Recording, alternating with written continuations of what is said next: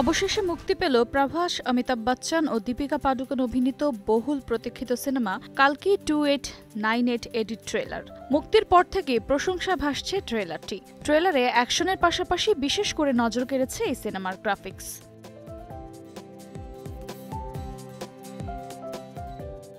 নির্মাতা নাগ অশ্বিনের কালকি 2898 এডিট ট্রেলারটি মুক্তি পায় সোমবার রাতে। আর মুক্তির পর 1 ঘন্টার মধ্যেই প্রায় 1 মিলিয়ন মানুষ দেখে ফেলে। এখনও লাফিয়ে বাড়ছে এর ভিউ। সবাই এর প্রশংসার পাশাপাশি ভারতের সিনেমা হলগুলোতে বাড়ছে এর অগ্রিম টিকিট বিক্রি।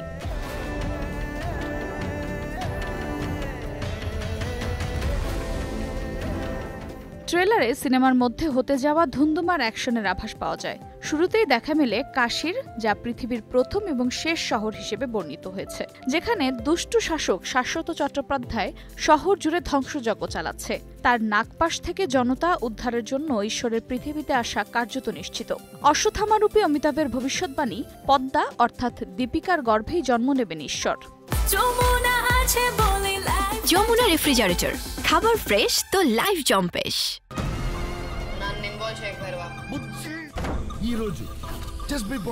শাশ্বত ও তার ভয়ানক সেনার দল পদ্মা ও তার গর্ভস্থ সন্তানকে যে করেই হোক হত্যা করতে উদ্যোগ নেন।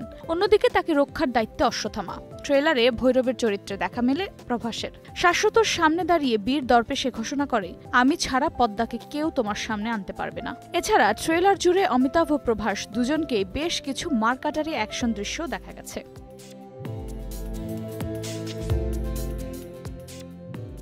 নাগ অশ্বিনের এই সিনেমায় আরও আছেন কমল হাসান, দীপিকা পাডুকোন, দিশা পাটানি এবং দুলকার সালমান।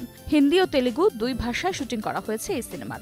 27 জুন প্রেক্ষাগৃহে মুক্তি পাবে কালকি 2898 এডি। আফরোজা মৌটুসী, সময় সংবাদ, ঢাকা।